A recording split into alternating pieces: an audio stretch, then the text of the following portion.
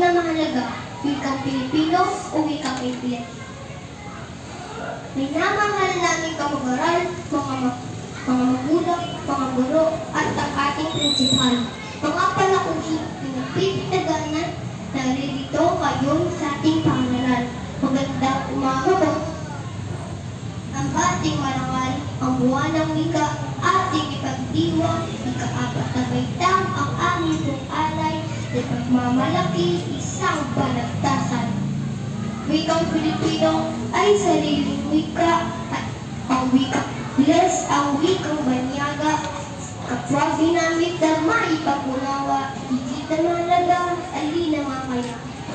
Sa umaga po ito, aking ipinakilala, dalawang mahusay, maganda, batikang makata, sa pangangapiran, ahanga ka sa kanila, masigabong palakpakan, pasulubungan natin sila. Sa wikang Filipino, ang mga katiran, si Ginoong Gamil ng grade 4 Daisy. At sa wikang Ingles, ang makakalaban, si Binibining Blake ng grade 4 Daisy.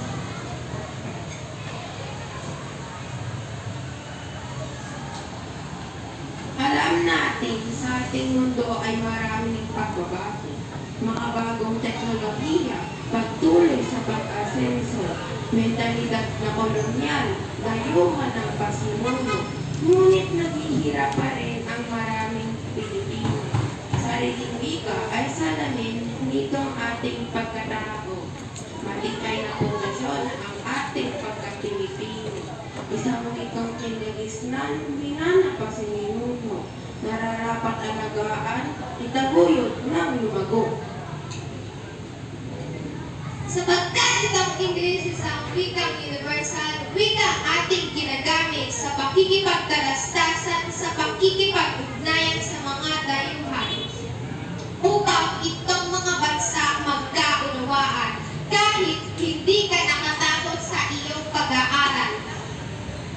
Kung mahusay ka mag-English, sa call center ka mag-apply.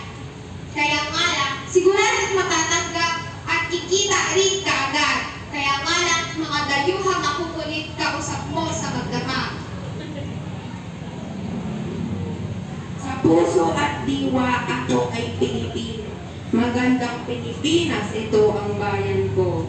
May sariling wika, wikang Pilipino, na siyang nagbubuklod ng sambayanan ko. Wikang Pilipino ay wikang panlahat.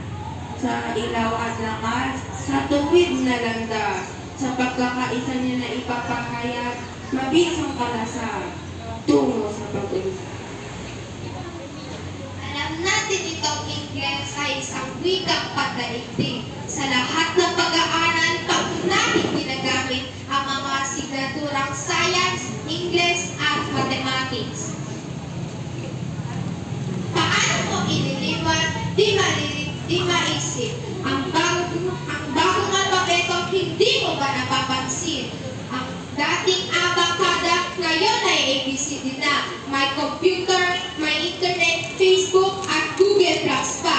Ito'y pagbabagong wikang Ingles ang simula. Sa mahal kong kapwa kong Pilipino, huwag natin kalimutan, dapat natin isa puso. Itong wikang kinagisnan, wikang Pilipino. Gamitin ang sandigan, pag-unlad, pag-asenso. Hindi ko nalilimot na ako ay Pilipino. Mahalaga rin ang Ingles at yan ay nagbabatid ko. Lalo na kung may balak kang sa ibang bansa magtungo. Ang pagdaigdig na wika dapat pag-aralan mo.